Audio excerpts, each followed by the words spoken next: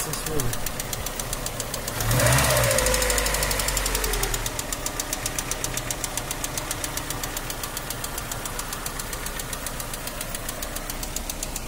Merhaba arkadaşlar. Aracım Ford Escort 1.8 üstten çift egzantrikli 16 farklı bir motor. Sorunum rolantide ve yüksek devirde, sıcak soğuk fark etmiyor. Böyle metalin metale vurma sesi gibi tiz, rahatsız edici bir ses geliyordu önceki videoda görüldüğü gibi.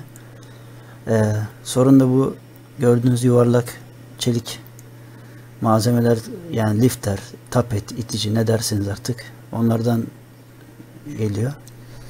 Bunu tabi görebilmemiz için de egzantrik millerini kaldırmamız, yani trigger'ı açmamız gerekiyor yan taraftan görüldüğü gibi.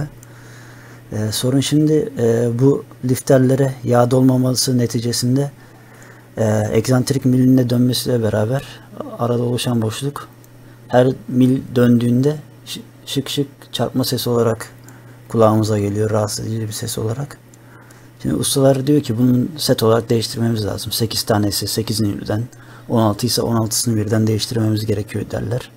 Yani temizlik yoluna gitmezler. Risk atmak istemezler kendilerini.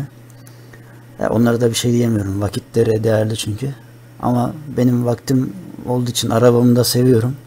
En ekonomik şekilde nasıl çözerim bunun derdindeyim. Yani bu hepsini birden söküp temizleyeceğim.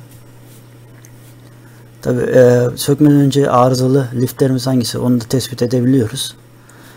Şimdi bu lifterlerin üzerine basınç uyguladığımızda elimizde hiç oynamaması lazım, sağlam içi yağ dolu lifter.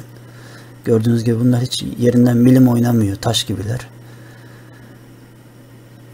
Kımıldamıyorlar hiç yerinden. Bu da aynı şekilde.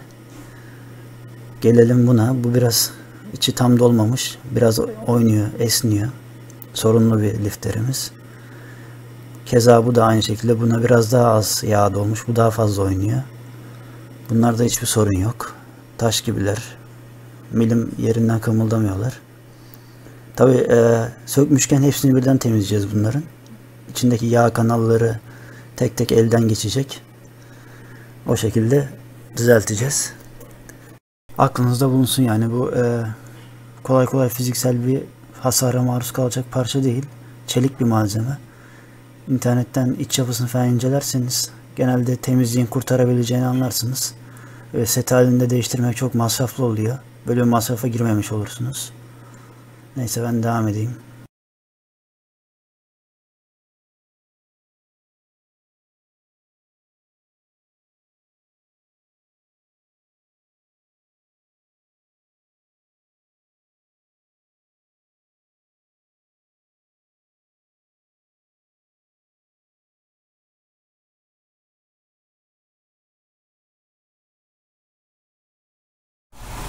Evet arkadaşlar, şu an motorumda hiç ses yok. Çalışıyor mu çalışmıyor mu belli bile değil, yani abartmak gibi olmasın ama gerçekten ses mes kalmadı.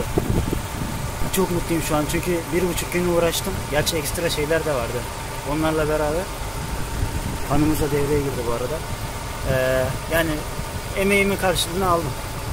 Yapılan işlemler, lifterleri söküp temizledim biliyorsunuz, 16'sını birden. Sonra sökmüşken kran keçisini değiştirdim. Egzantrik keçilerini değiştirdim. Trigger tarafında bir tane su tabağımız var. O çürümüştü, o sürpriz oldu. Onu değiştirdim. O da sökmesi bayağı uğraştırdı beni. Yağ da değiştirdim. 530 tam sentetik yağ kullandım. Aracın olması gereken yağı. Şu an böyle yani. Fan sesimiz var. Ve motorun rolanti sesi bu yani. Ses namına bir şey kalmadı yani. Harika.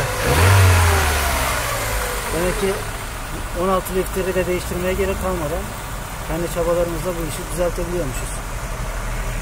Kuralına uygun şekilde, öyle salla parti işlem değil, kendi aracım sonuçta. Her cıvatının hangi torkta sıkılması gerekiyorsa ona göre sıkarak bütün işlemleri kitabına uygun şekilde yaptım yani. Teşekkür ederim.